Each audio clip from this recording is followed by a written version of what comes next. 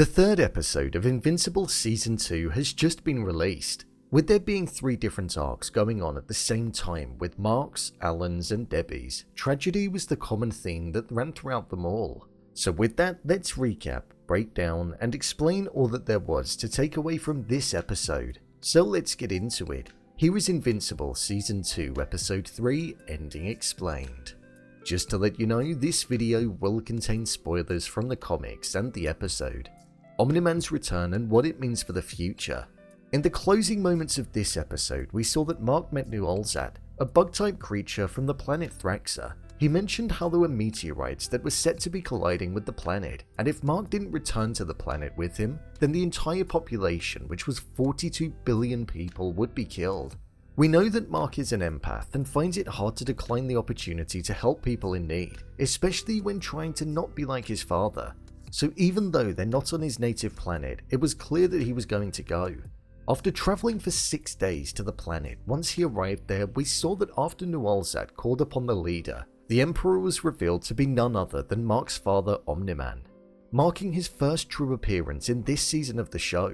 What was interesting about this was Mark's reaction and the complete look of shock that was on his face. Nolan's appearance was mirrored the same way in the comic as it was in this episode. The last time that Mark laid eyes on his father was on the cliffside as he was being beaten to a pulp in the Season 1 finale, where he was left within an inch of his life. And with us hearing earlier on in the episode about how Debbie knew that Nolan was out there, it was only right that the episode concluded with the father-son reunion.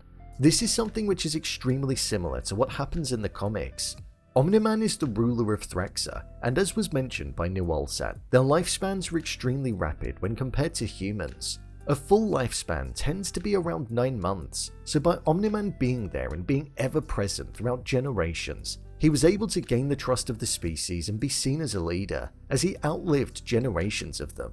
Whilst the first thought might think that him being the ruler of the planet was due to the Viltrumite belief system that he had in wanting to take it over, however, it's something that we'll most likely go on to see being the opposite. This whole next part of the story will probably be focused on Nolan looking to redeem himself and looking past the mindset that he once had when he was on Earth. Within the comics, Nolan actually goes on to have a child with one of the species called Andrissa, and they name the child Oliver, which leads Mark to have a younger brother. So this family reunion is something which is definitely going to be fun to watch unfold over the course of the next few episodes, as the person who Mark feared that he'd become, and we saw was even present in his mind when he departed Earth due to Cecil comparing him to him, is now standing opposite him and looking for forgiveness and for the relationship to be picked back up. Personally, I'm just glad to have J.K. Simmons back as Omni-Man, to be honest. Debbie's grief.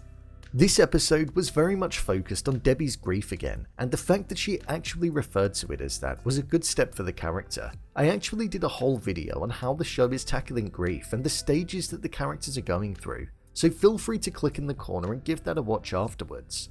Debbie is truly on her own, and if this shot from the previous episode didn't confirm it, the fact that she's now without Nolan, without Mark as he went off to college, and is even being considered an outcast and the spouse of Soup support group due to being married to Omni-Man, I feel we're going to see Debbie spiraling harder and harder, but it seems like she's going to be struggling on her own as there's nobody around her. With her going for a drink with Theo, he revealed to her that he was married to Alana. This was a moment which showed that Nolan's touch taints her future no matter where she steps, and it's going to be so hard for her to avoid it.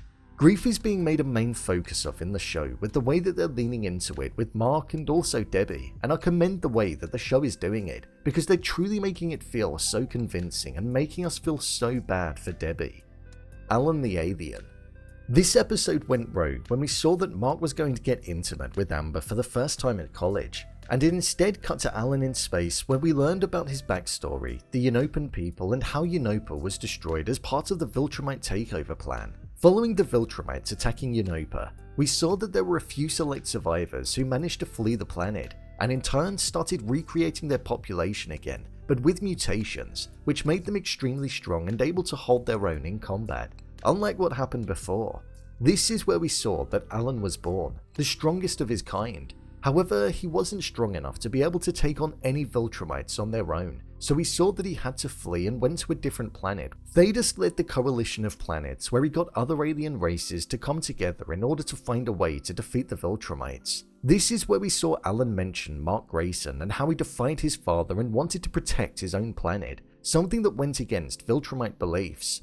With Thaedus saying how he'd never seen anything like it before, it was a line that stuck in my head. And that's because in the future, it's revealed that Thaedus is in fact a Viltrumite and is known as the Great Betrayer, so it had actually been done before. With Thaedus suspecting that there was a mole amongst the group, he informed Alan that he needed to find out who it was, but before he got the chance to, a few Viltrumites ambushed him and beat him to the point where he was on the verge of death. However, he was able to survive and was in hospital healing. During the end of Alan's section, Thaedus entered and looked to turn off his life support machine before apologizing to Alan directly.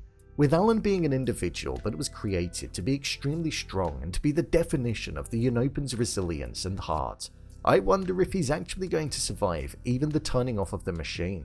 At least, I hope he does, because I don't want him to die, not yet, especially after seeing so much more of him in this episode. This section left us with the burning question of why. Why was Thaedus going against Alan?